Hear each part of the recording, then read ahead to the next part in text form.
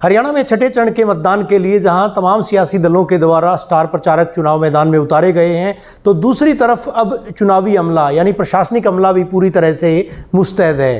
हालांकि जब इलेक्शन की यानी चुनाव की घोषणा की गई थी, उस वक्त से ही प्रशासनिक अमला पूरी तरह से मुस्तैद था। कभी स्वीप अभियान, कभी दूसरे जो मोटिवेशनल कार्यक्रम थे, जागरूकता अभियान चलाए गए थे।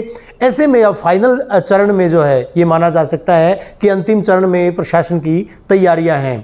भिवानी के जिलाधीश और यूँ कहिएगा कि डीएम नरेश नरवाल जी हमारे साथ हैं, रिटर्निंग अधिकारी भी हैं, तो कहीं ना कहीं जिम्मेदारी ज़्यादा बनती है। सर, इस बार चुनाव में नया क्या है, किस तरह की तैयारियां हैं भिवानी के परिप्रेक्ष्य में बात करें, चारों विधानसभाओं की अगर बात की जाए? चारों विधानसभाओं में हमारे लगभग 8.5 लाख के आसपास वोटर हैं।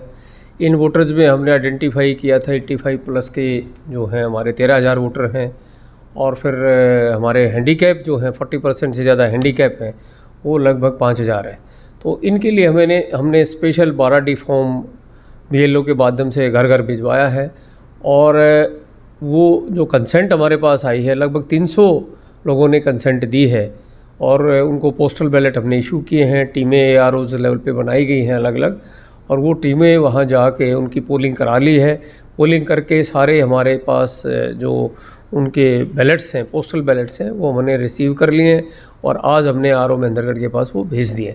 एक तो ये नई चीज़ हमने डाली है ताकि उनको एक फैसिलिटी मिले। पर हमारे ये भी आया कि जो हमारे बहुत बुज़ुर्ग हैं, उन्होंने ये कहा है कि उनमें जोश इतना है कि वो चाह रहे हैं कि हम बूथ पे ही आके वोट करेंगे। और इसके साथ हमने क्योंकि मौसम बहुत गर्म है, टेम्परेचर 25 तारीख को 47 के आसपास होने वाला है, उसके लिए हमने पूरी तैयारियां कर ली हैं। हमारा जो पोलिंग स्टाफ है उसके लिए पीने का पानी, रहने का प्रबंध, खाने का प्रबंध, और जो एश्योर्ड मिनिमम फैसिलिटीज़ हैं वोटर के लिए भी, स्टाफ के लिए भी। जहाँ जहाँ हमारे यहाँ पे स्कूलों में या चौपालों में जहाँ हमारे बूथ बने हैं, वहाँ पे अगर हमारे छायादार कोई वरांडा नहीं है तो वहाँ हमने टेंट का प्रबंध किया है, नींबू पानी का प्रबंध वहाँ पे किया है, पंखों का प्रबंध वहाँ पे किया है, शोर किया है। और एक नई चीज़ है कि कई बार हमारी पोलिंग पार्टी लेट हो जाती है तो पेट्रोमैक्स का भी हमने अरेंजमेंट किया है, और सारा का सारा AROs के लेवल पे एक सर्टिफिकेशन हमारे पास आई है। तो लोगों में जोश है। पिछली 2019 की पार्लियामेंट में जो इलेक्शन हुआ हमारा 72+ था, स्टेट से एवरेज हमारी ज़्यादा थी। तो अब की बार हमारी कोशिश है जो स्विप एक्टिविटीज़ हमने फ्रीडम फाइटर के पास भी जो इंडिविजुअल अप्रोच की है, एक अलग यूनिक जो हमारे स्वतंत्रता सेनानी हैं, एक्स आर्मी हैं, उनके पास भी ARO के माध्यम से, BLO के माध्यम से पहुंच के हमने अपील की है कि ज़्यादा से ज़्यादा हमारे मतदाता वहाँ पे आएँ। जहाँ तक पोलिंग कराने का प्रोसेस कराने का है, उसमें हमने पूरी तरीके से तैयारियाँ कर ली हैं। प्रशासन पूरा मुस्तैद है। हमारे 129 क्रिटिकल पोलिंग स्टेशन हैं, 87 लोकेशंस हैं। वहाँ के लिए हाफ सेक्शन हमें पैरामिलिट्री फोर्सेस मिला है, हमारी रूटीन की फ़ोर्स लगेगी, एक्स्ट्रा वो लगेंगे। इसके अलावा हमने लगभग 80 के आसपास सेक्टर अफसर बनाए हैं। ये पैरेलली काम करेंगे, जो कि हमारा लॉजिस्टिक प्रोवाइड करेंगे। कहीं मशीन ख़राब है तो मशीन प्रोवाइड करेंगे, कहीं स्टाफ की ज़रूरत है स्टाफ देंगे। इसके साथ साथ 47 पोलिंग पार्टीज़ हमने बनाई हैं, तो वो पोलिंग पार्टीज़ के साथ साथ एक ड्यूटी मजिस्ट्रेट लगाया है, वो लॉ एंड ऑर्डर का देखेंगे। 4 लेयर की हमने सिक्योरिटी हमने रखी है ताकि फेयर, फ्री, ट्रांसपेरेंट इलेक्शन हो। फर्स्ट लेवल की पोलिंग बूथ की सिक्योरिटी होगी। सेकंड लेवल की जो हमारी सिक्योरिटी है वो हमारी पेट्रोलिंग पार्टी ड्यूटी मजिस्ट्रेट रहेंगे। थर्ड लेवल में जोनल मजिस्ट्रेट रहेंगे, और फोर्थ जो हमारी सिक्योरिटी होगी वो मैं और SP साहब विद सफिशेंट फोर्स हम भी रेडीली अवेलेबल रहेंगे। और हमारी कोशिश ये रहेगी लोगों का फेथ हो, बढ़िया इलेक्शन हो, कोई रिपोल ना हो, कोई मशीन ख़राब ना हो, और लोग बाहर निकल के आएँ और बढ़िया हमारा इलेक्शन हो। इसी विज़न के साथ हम पूरी तैयारियों के साथ लगे हैं। और मुझे उम्मीद है कि हमारी जैसे पंचायत के इलेक्शन में कोई रिपोल नहीं हुआ था, वैसे ही अच्छे से हम पोलिंग पार्टी को भी हमने मोटिवेट किया है जो जाएंगे। हमारी जो रिहर्सल हुई है, अभी तक 2 रिहर्सल की हैं, उसमें एब्सेंटिज़म भी बहुत कम है, और अब की बार हमने फीमेल स्टाफ को भी डिप्लॉय किया है।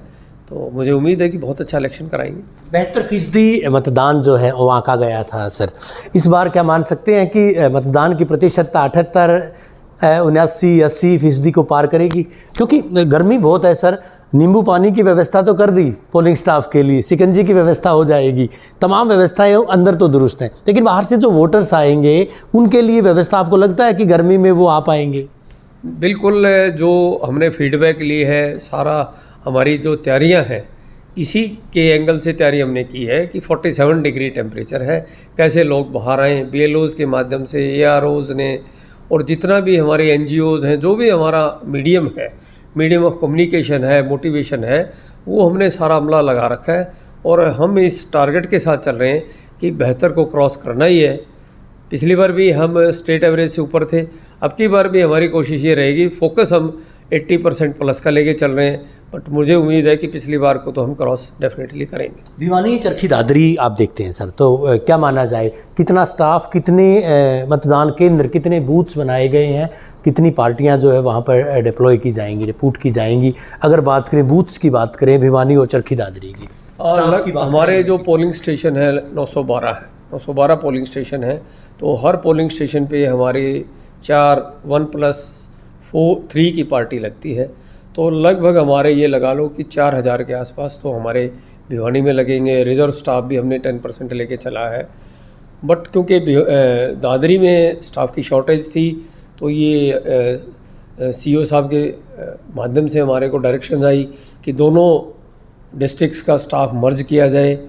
वो दादरी का और भिवानी का हमने स्टाफ मर्ज करके कॉमन रैंडमाइजेशन के प्रोसेस से, सेकंड रैंडमाइजेशन हमारा जो ऑब्जर्वर के आगे हो चुका है, थर्ड रैंडमाइजेशन हमारा 23 को होगा।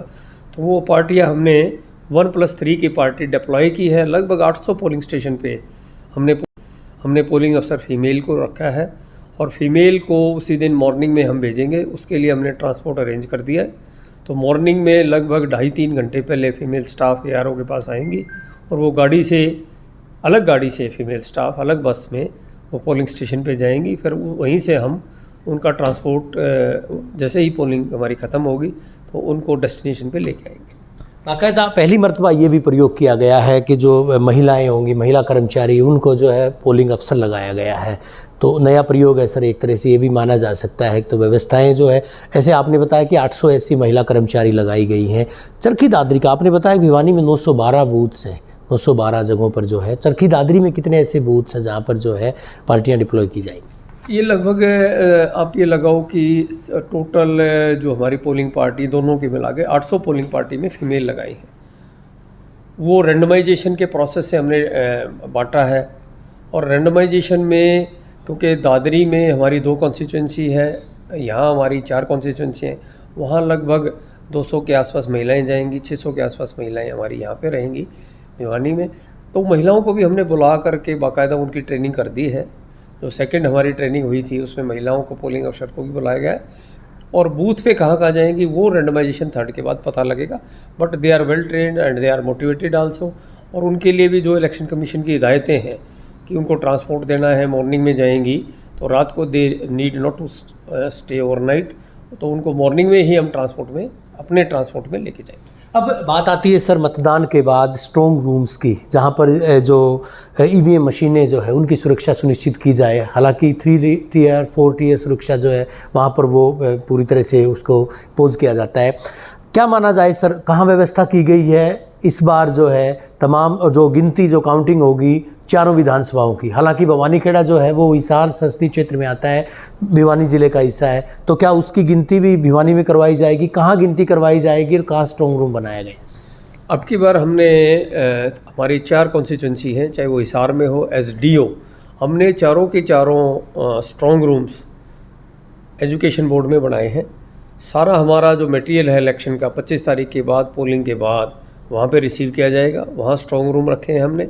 स्ट्रॉन्ग रूम में स्टैट्यूटरी जो सिक्योरिटी है वो वहाँ पे डिप्लॉय कर दी है। वहाँ पे CCTV कैमराज लगा दिए गए हैं, already they are in place, क्योंकि वहाँ पे जो हमारी EVM है वहाँ पे स्टोर की हुई है।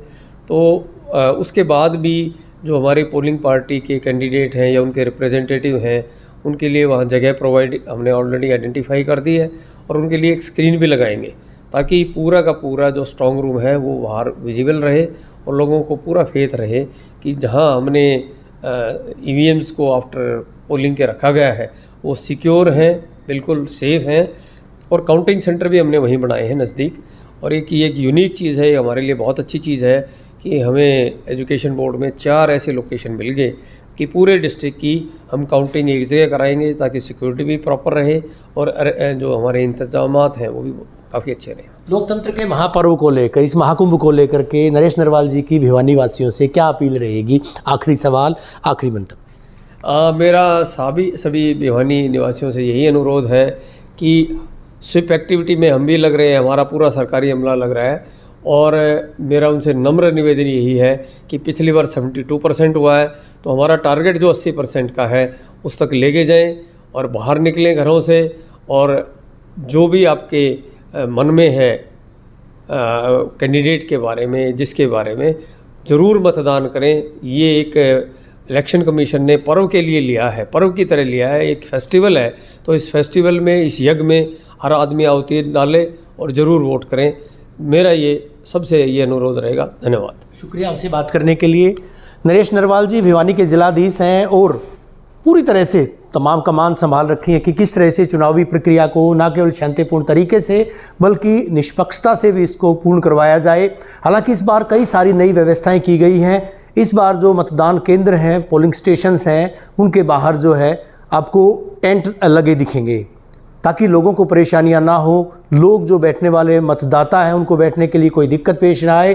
पहली मर्तबा इस तरह का आलम देखा जाएगा कि जो पोलिंग स्टेशन पर जो कर्मचारी हैं, जो कर्मचारी अमला रहेगा, मतदान प्रक्रिया को जो संपूर्ण करवाएगा, उसके लिए शिकंजी का प्रबंध होगा, नींबू पानी का प्रबंध होगा, इस तरह की व्यवस्थाएं रहेंगी ताकि, क्योंकि अगर पारे की बात करें, राजस्थान से सटा हरियाणा का ये इलाका, दक्षिणी हरियाणा का ये इलाका बेहद गर्म माना जाता है और जिस तरह से जो अनुमान भी लगाया गया है कि तापमान 25 मई को जिस दिन मतदान का दिन है 47 डिग्री के पार होगा। धरती तपेगी, आसमान तपेगा, लेकिन लोगों का जोश जो है वो देखने को मिलेगा, क्योंकि जिस तरह से हम लोगों के बीच में जा रहे हैं, लोगों का यही कहना है और प्रशासन भी यही मानता है कि 72% मतदान विगत अगर चुनाव की बात करें वो आंका गया था, दर्ज किया गया था, और इस बार जो है आंकड़ा 80 पार जाने का है। 80 के पार किस तरह से ले जाया जाए, स्वीप अभियान चलाया गया था, दूसरे तमाम कवायदें। पहली मर्तबा 300 ऐसे लोग जिन्होंने कंसेंट दी थी घर से ही वोटिंग करने की, वो प्रक्रिया भी पूरी हो चुकी है।